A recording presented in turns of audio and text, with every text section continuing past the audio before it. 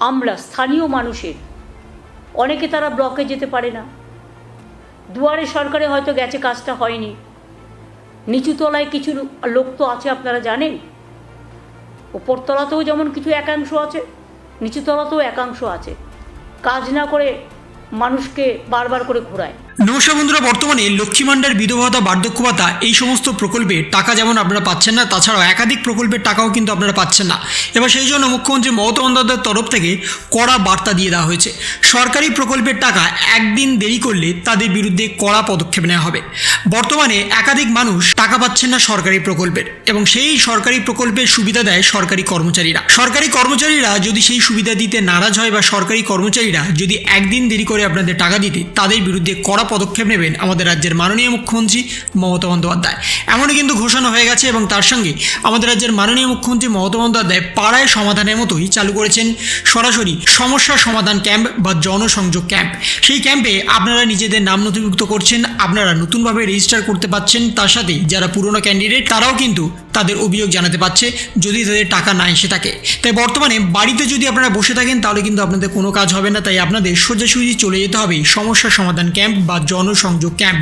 গতকালকে আপনাদের দেখিয়ে দিয়েছিলাম আপনাদের এলাকাতে কোথায় জনসংযোগ ক্যাম্প হচ্ছে, আপনারা কিভাবে জানবেন, কটা থেকে হচ্ছে, কখন হবে, কোন তারিখে হবে এবং কোথায় কোথায় হবে সেই সম্পর্কে বিস্তারিতভাবে গতকালকের ভিডিওতে আপনাদের সামনে তুলে ধরেছিলাম। সেই জন্য রাজ্য সরকারের তরফ থেকে একটি পোর্টালও চালু করা হয়েছে, এবং তার সঙ্গে আমাদের রাজ্যের মাননীয় মুখ্যমন্ত্রী মমতা বন্দ্যোপাধ্যায় জনসংযোগ ক্যাম্পের উদ্দেশ্যে বিশেষ কিছু ঘোষণাও করেছেন। তাই আমরা আবার একটা পাড়ায় পাড়ায় সমাধানের মতো প্রত্যেকটা পোলিং স্টেশন অনুযায়ী আমাদের 3 জন করে অফিসাররা বসবে। যদি কারো শংসাপত্র নিয়ে কোনো অভিযোগ থাকে জানাবেন দয়া করে, শিডিউল কাস্ট, শিডিউল ট্রাইবসটা বিশেষ করে। যদি কারো রেশন পাচ্ছেন না, একবার 15 দিন অন্তর পেয়েছে, তার কারণ হচ্ছে রেশনের স্ট্রাইক চলছিল রেশন ডিলারদের। যেমন রেশন আপনারা পান মাসে মাসে আপনারা পাবেন, কেউ আপনাদেরটা আটকাবে না। লক্ষ্মীর ভাণ্ডার যদি কেউ বঞ্চিত হয়ে থাকেন নাম লেখাবেন। কৃষক ভাতা যদি কেউ বঞ্চিত হয়ে থাকেন নাম লেখাবেন। মৎস্য চাষীদেরও আমরা কেউ মারা গেলে 2 লাখ টাকা দিই, তাদেরও নানাভাবে হেল্প করি। কৃষক বন্ধু থেকে কেউ বঞ্চিত হলে নাম লেখাবেন। মারা গেছে কৃষক পরিবার,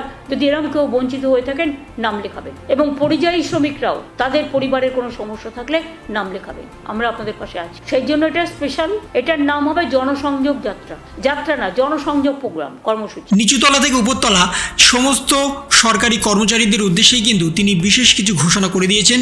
যদি সাধারণ মানুষ সরকারি পরিষেবা থেকে বঞ্চিত হন তাদের বিরুদ্ধে কড়া পদক্ষেপ নেওয়া হবে। বর্তমানে আপনারা যেমন বিধবা ভাতা, বার্ধক্য ভাতা, লক্ষ্মী ভাণ্ডার, এমনকি কৃষক বন্ধু প্রকল্পে যদি টাকা না পেয়ে থাকেন তাহলে অতি অবশ্যই অতি শীঘ্রই আপনাদের সমস্যা সমাধান ক্যাম্প বা জনসংযোগ ক্যাম্পে গিয়ে নিজেদের নাম নথিভুক্ত করতে হবে।